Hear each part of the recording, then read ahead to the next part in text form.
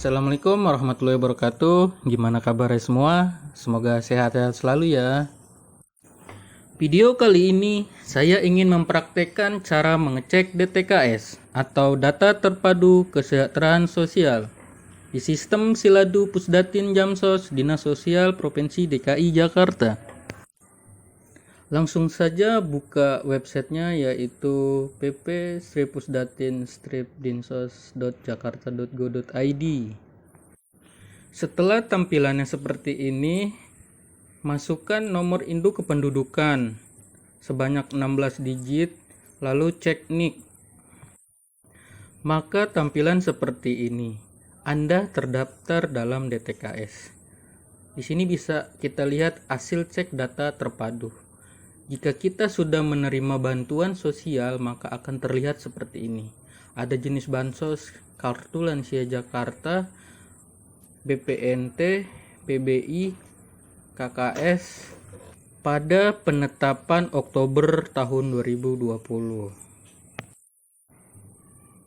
Lalu saya akan mengecek NIK yang kedua. Saya masukkan nomor induk pendudukan yang kedua, lalu saya cek lagi. Di sini keterangannya Anda terdaftar dalam DTKS. Jika belum menerima bantuan sosial, maka NIK Anda belum terdaftar dalam mendapatkan bantuan sosial. Jika NIK Anda belum terdaftar, maka nanti Anda akan melakukan pendaftaran pada periode berikutnya tahun 2022. Berikut cara untuk mendaftar data terpadu kesejahteraan sosial dan persyaratan apa saja yang harus dipersiapkan. Tonton saja terus videonya. Jika sudah mengerti, langsung saja mendaftarkan diri masing-masing pada link yang tertera di deskripsi pada video ini. Selamat menonton. Sampaikan kepada teman-teman semua, Bapak Ibu sekalian, KTP non DKI ditolak. Nah, apa itu KTP non DKI ditolak? Kalau contohnya saya dari Jogja, kemudian KTP saya tinggal di Jakarta sudah 10 tahun. Nah, kemudian di dalam 10 tahun itu saya tidak ganti KTP. Nah, saya tidak akan bisa mendaftarkan. KTP DKI itu bagaimana sih? KTP DKI itu kalau di atas DKI Jakarta, berarti KTP saya sudah KTP DKI. Nah, NIK saya, NIK Jogja, NIK 34 tidak masalah, tapi saya sudah KTP DKI. Nah, kalau kemana KTP-nya belum DKI akan ditolak. Karena ini DTKS New ini langsung padan dengan Dukcapil Kemendagri. Ya, kita juga Kemensos juga mengharapkan adanya tertib administrasi kependudukan.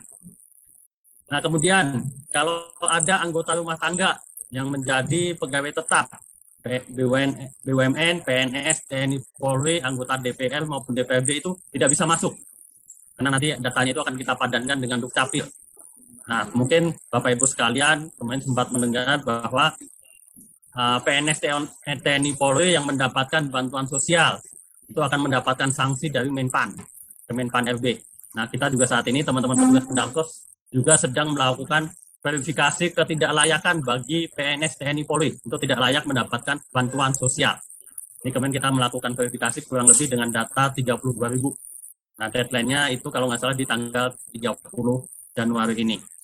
Ya, jadi sekali lagi kalau ada anggota rumah tangganya menjadi pegawai tetap BUMN, PNS, TNI Polri, anggota DPRD ini tidak bisa mendaftarkan.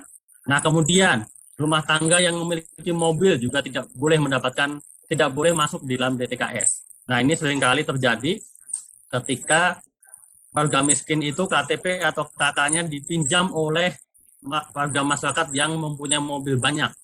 Nah, kenapa ini dilakukan? Mungkin warga tersebut tidak mau dikenakan dengan pajak progresif. Makanya warga miskin atau orang tidak mampu dipinjam KK KTP-nya. Nah, ini jangan sampai terjadi. Kalau itu terjadi, silakan langsung dihapus.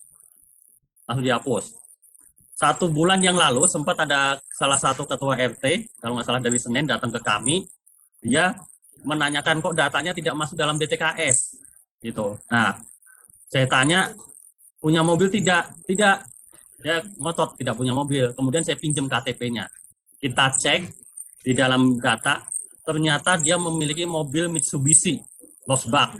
Nah, setelah saya tanya, ternyata itu mobil kantornya. Nah, dia mengakui, oh ya Pak, saya waktu itu dipinjam oleh kantor untuk masuk sebagai apa STNK, namanya dicatatkan dalam STNK mobil kantor. Nah, kemudian kita sampaikan, kalau mau masuk DTKS, tolong ini dihilangkan dulu, hapus, terus disamsat dulu. Ya, jadi kadang-kadang warga miskin demikian dipinjam. Padahal ini kasihan bagi warga miskin tersebut. Nah, kemudian juga rumah tangga yang memiliki lahan atau tanah dan bangunan dengan NJOP di atas 1 miliar. Nah, ini nggak boleh. Karena ini nanti juga akan kita padankan dengan Bapenda, Badan Pendapatan Daerah. Kemudian sumber air minum utama adalah air minum yang kemasan bermerek. Nah, ini kalau mau mereknya contoh ya, ini sebagai contoh kayak Aqua, Fit, Andes itu kan pada punya merek tuh. Nah, ini sebenarnya nggak boleh. Nah, kemudian dinilai tidak miskin oleh masyarakat. Nah, kalau dia udah mampu, udah kaya, ini juga tidak boleh mendaftarkan di dalam DTKS. Lanjut. Nah, informasi apa yang harus diinput ke dalam sistem? Nah, ini cukup banyak yang harus diinput. Karena kenapa kita sampaikan kepada Bapak Ibu sekalian bahwa DTKS saat ini itu hanya memuat kurang lebih ada 15 fil. Beda dengan DTKS sebelumnya. DTKS sebelumnya itu memuat 44 fil. Di sana ada status kesejahteraan ekonomi, ada desilnya. Nah, saat ini tidak. Gitu. Saat ini hanya ada beberapa seperti data kependudukan saja. Makanya di sini kita minta isi semua data yang ada, termasuk kalaupun ada disabilitas, di sini kita cantumkan disabilitasnya apa. Karena salah satu program bantuan sosial dari Pemda DKI adalah Kartu Penyandang Disabilitas Jakarta. Kalau data disabilitasnya ada, bagaimana kita mau ngasih bantuannya? Ya, jadi saya sampaikan kepada Bapak Ibu sekalian bahwa datanya cukup banyak, termasuk anggota keluarganya dimasukkan. Kalau dulu hanya kepala keluarganya saja, kemudian diambil, bisa ditarik datanya anggota keluarga, nah saat ini tidak. Jadi anggota keluarga yang mau didaftarkan juga diisi. Apabila anaknya cuma satu, itu cuma dikit.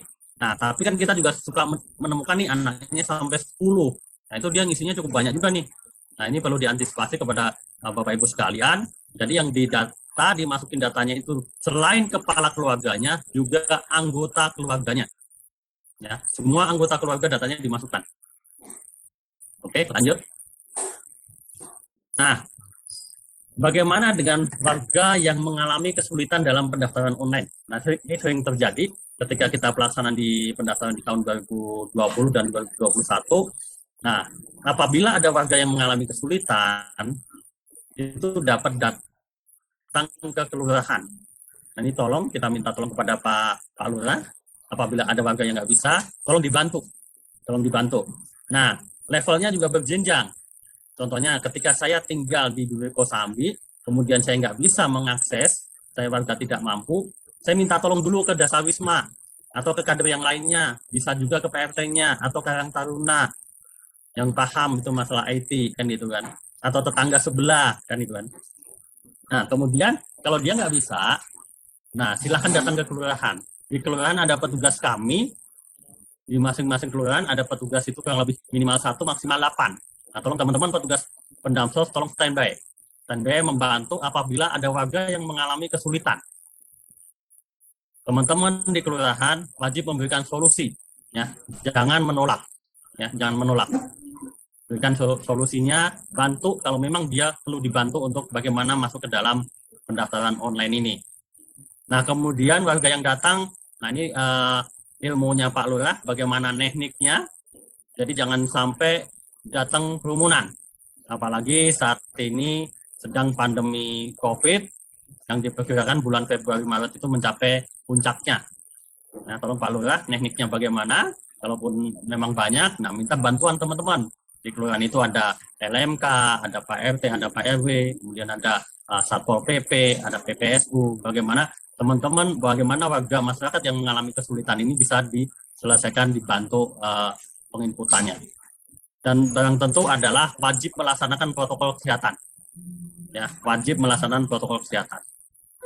Nah, apa yang harus dibawa? Itu adalah KTP dan KK asli. Jadi yang bersangkutan ini tinggal bawa KTP dan KK asli, dan nanti tinggal dibantu, ditanya sama petugas, data-data apa yang dibutuhkan di sana. Gitu. Ya, jadi tolong kalau ada warga yang mengalami kesulitan, tolong dibantu. Lakukan secara berjenjang dan tentunya lakukan juga sosialisasi dengan baik teman-teman di bawah. Lanjut. Nah, apa sih itu DTKS? Pemanfaatannya. Nah, ini perlu teman-teman pahami, Bapak Ibu pahami juga, bahwa DTKS itu merupakan salah satu data acuan untuk pemberian bantuan sosial. Kita mengenal kalau bantuan APBN itu ada PKH, kemudian ada BSP atau BPNT, dulu namanya BPNT, sekarang namanya BSP. Nah, kemudian ada PBI. PBI ini untuk kesehatan. Jadi APBN ini salah satunya ini. Ada PKH, ada BSP, BPNT, ada PBI, walaupun Kemensos juga ada juga kemarin menyampaikan ada BPNT ekstrim. Ya. Kemudian ada juga BPNT PPKM. Nah, itu adalah bantuan-bantuan yang berasal dari APBN, semuanya dasarnya acuannya adalah data DTKS. Nah, kemudian kalau ada bantuan yang bersumber dari APBD, di sana ada KLJ, ada KAJ, KPDJ. Ya, itu adalah ditangani oleh Dinas Sosial, Kartu Lansia Jakarta, Kartu Anak Jakarta, dan Kartu Penyandang Disabilitas. Itu ditangani oleh Dinas Sosial. Walaupun ada juga bantuan di dinas sosial, yaitu bantuan anak yatim yang pada bulan Desember dilaunching oleh Bapak Gubernur. Tapi itu juga belum menggunakan DTKS. Dan itu anak yatim yang orang tuanya meninggal karena COVID. Tapi kedepannya mungkin akan kita lihat dulu basicnya, apakah nanti menggunakan DTKS atau tidak. Gitu. Nah, kemudian kalau dari Dinas Pendidikan juga ada dua bantuan yang mengacu dari DTKS, yaitu KJP Plus dan KJMU. KJP Plus dan KJMU. Yang saat ini Bapak Ibu Lurah juga mungkin sudah banyak warga masyarakat datang ke kelurahan untuk mengadukan kenapa anaknya tidak mendapatkan KJP Plus ataupun KJMU. Nah, ini perlu saya sampaikan di dalam kesempatan ini juga. Saat ini Dinas Pendidikan melalui PM4OP bersama Pusdatin Bank DKI juga sedang roadshow untuk sosialisasi KJP Plus. Data KJP Plus itu menggunakan data DTKS yang kemarin sudah kita kirimkan, penetapan di bulan November dan bulan Desember sudah kita kirimkan ke PM4OP Dinas Pendidikan. Oke, lanjut. Nah, bagaimana timeline? Timeline pendataan dan pemutahiran DTKS. Pada tanggal 20 sampai 30 Januari adalah sosialisasi. Perlu Bapak Ibu ketahui juga bahwa saat ini instruksi gubernurnya sedang berproses dan berproses dibantu oleh teman-teman dari Biro Pesos. Nah, tanggal 20 sampai 30 adalah sosialisasi.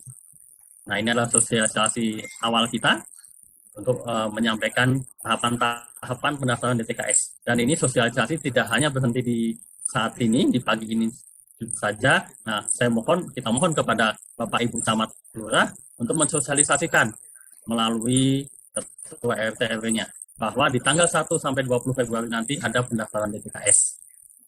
Nah, kemudian pendaftarannya adalah di tanggal 1 sampai 20, kemudian tanggal 21 sampai 25 itu akan data yang masuk akan dilakukan pengolahan oleh Pusdatin Jamsos. Jadi berapapun nanti data yang masuk kita lakukan pengolahan dulu, kemudian kita coba untuk melakukan pemadanan dengan Dinas Dukcapil. Tapi Bapak Ibu ketahui bahwa sekarang data Dukcapil sedang migrasi dengan data Dukcapilnya Kemendagri. Jadi ini sedang dipelajari juga sama teman-teman dari Dukcapil bagaimana modelnya kan itu kan. Nah, tapi kita berusaha mudah-mudahan bisa dilakukan pemadanan oleh teman-teman kita di Dinas Dukcapil. Nah, kemudian juga data itu akan kita padankan kembali dengan data Bapenda. Walaupun di dalam pendaftaran online sebelumnya itu juga sistem langsung integrasi dengan Bapenda. Kita juga sudah diberikan web service-nya, VPN-nya oleh Bapenda. Nah, kemudian setelah dilakukan pemadanan, dilakukan pengolahan data kembali oleh tim Pusdatin itu mulai tanggal 11 sampai 15 Maret. Kemudian kita mohon kepada teman-teman lurah nanti dilakukan muskel kembali di tanggal 16 sampai 22 Maret. Dilakukan muskel, apakah yang bersangkutan itu layak masuk di dalam DTKS atau tidak. Karena mohon maaf ketika KTP-nya itu bukan PNS, dulu masih mahasiswa, tapi ternyata di lapangannya sudah PNS, nah ini nanti akan ketahuan di dalam muskel. Ya, karena KTP kadang-kadang kalau kita tidak mempunyai kepentingan, kita tidak akan mengubah statusnya. Gitu. Apalagi kalau mama statusnya belum menikah, kan gitu kan. dia nggak akan ganti menikah dulu kan itu kan. Ya, ini salah satu nanti muskel itu sebagai identifikasi juga. Nah, kemudian setelah muskel kita lakukan pengolahan data kembali. Kita lakukan pengolahan data oleh Pusdatin Jamsos di tanggal 23 sampai 25 Maret. Nah, kemudian setelah dilakukan pengolahan data, ini kita mohon kepada Bapak Wali Kota dan Bupati melalui Kabak Kesra dan Kasudin, tolong dilakukan penetapan. Nah, kita minta penetapannya, surat penetapan nanti ditandatangan Wali Kota Bupati, karena itu salah satu syarat bagaimana kita mengusulkan ke Kemensos melalui aplikasi CKNG, salah satunya adalah surat penetapan ataupun pengesahan. Nah, ketika suratnya itu sudah masuk, sudah jadi, nah kita lakukan penginputan DST ini ke dalam aplikasi. Nah, kemudian kita tinggal menunggu penetapan di bulan selanjutnya. Ya, mudah-mudahan kalau timeline ini semua berjalan sesuai dengan waktu yang sudah kita tentukan, kalau diinput tanggal 10 April, mudah-mudahan di tanggal 30 April itu sudah dilakukan penetapan. Jadi cepat gitu. Jadi yang kita perlu waspadai, kita sepakat dengan timeline yang sudah kita jalankan. Karena kenapa? Tadi yang Bu Kadis sampaikan bahwa nanti di bulan Mei itu kita juga sudah melakukan pembukaan lagi, pendaftaran lagi. Karena setiap 3 bulan sekali, berarti 4 kali dalam setahun kita akan melakukan pendaftaran DTKS. Ya, dari 4 kali. Jadi kalau kita lihat ini timeline-nya nanti akan menyambung kembali. Gitu. Lanjut. Kemudian yang itu. Nah, Bapak Ibu sekalian, ini adalah nanti di dalam aplikasinya. Di sini nanti bahannya akan kita share kepada teman-teman juga. Ini kemudian buka dulu browsernya. Kemudian masuk ke dalam situsnya DTKS. Oke, ke bawah. Nah, di sana tinggal klik yang warna hijau. Kemudian masukkan NIK. Nah, masukkan NIK itu sesuai dengan KTP ya. Harus 16 digit. Harus 16 digit. Kalau tidak kurang atau lebih 16 digit tidak akan bisa masuk. Kemudian tulis nama lengkap. Kemudian alamat email. Ke bawah lagi. Nomor HP. Nomor HP-nya disampaikan. Kemudian tinggal daftar. Isi semua data sesuai dengan kebutuhan. Oke, lanjut. Nah, kemudian kalau sudah berhasil mendaftar, nanti masukkan emailnya beserta password yang sudah didaftarkan. Ini langsung login nanti. Ini lanjut. Nah, kemudian tinggal masuk kepada input pendaftaran baru. Nah, tinggal di input, klik input pendaftaran barunya. Nah, kemudian lengkapi semua informasi yang diminta. Lengkapi semua informasi yang diminta. Nah, ini kita sampaikan bahwa NIK dan kakaknya yang 16 digit itu jangan sampai salah. Ngetik angkanya jangan sampai salah. Apalagi kalau ngetiknya di HP, ya kan, angka 1 sama angka 2 itu deketan. Tulisannya juga kecil. Karena kalau salah digit, salah angka, itu nanti akan nembak ke ke NIK orang lain. Ya, tolong diwaspadai di dalam mengetik nomor NIK maupun kakaknya. Kemudian isi semua informasi yang dibutuhkan di sini. Lanjut. Nah, kemudian di sana juga dicantumkan jenis bantuan yang dibutuhkan. Jadi Bapak Ibu sekalian, perlu saya sampaikan bahwa di dalam DTKS New DTKS saat ini ada 2 model. Yang pertama, apakah Santoso itu hanya butuh namanya masuk DTKS, atau Santoso itu butuh mendapatkan bantuan. Gitu. Nah, sini tinggal diklik nanti. Karena di dalam DTKS nanti ada 2 inputan. Apakah Santoso itu kalau masuk di DTKS nanti masuk di dalam kolomnya DTKS saja, tapi kalau Santoso masuk di dalam kolomnya, contohnya pengen bantuan PKH atau BPNT, nanti akan dimasukkan di dalam kolomnya PKH atau BPNT. Jadi ini adalah salah satu inovasi di dalam New DTKS. Jadi makanya di sini kita tulis apa bantuan apa sih yang akan dibutuhkan yang warga tersebut. Lanjut. Nah, kemudian kalau udah selesai nanti tinggal disimpan datanya. Lanjut. Nah, simpan. Kemudian jika ingin mendaftarkan ke keluarga lainnya juga nanti masuk kepada input pendaftaran baru. Jadi kalau tadi hanya kepala keluarganya, nah kemudian kalau anaknya 10, berarti dia masuk 10 kali. Ya, 10 kali ke dalam input pendaftaran baru. Karena semua anggota keluarga harus diinput satu persatu. Karena kalau tidak diinput, nanti yang masuk hanya nama Santoso saja sebagai kepala keluarga. Sedangkan istri sama anak saya tidak masuk. Padahal anak saya membutuhkan KJP ataupun KJMU. Jadi perlu Bapak Ibu pahami, yang diinput adalah kepala keluarga beserta seluruh anggota keluarga tersebut. Nanti kalau cuma diinput satu, ya satu yang akan keluar di dalam DTKS. Lanjut. Mungkin itu saja yang bisa saya sampaikan di dalam bagaimana pelaksanaan pendaftaran DTKS yang akan kita laksanakan di tanggal 1 sampai dengan 20 Februari.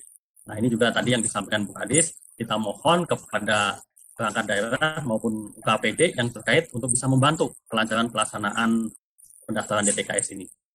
Mungkin itu saja yang bisa saya sampaikan. Demikian, wassalamualaikum warahmatullahi wabarakatuh.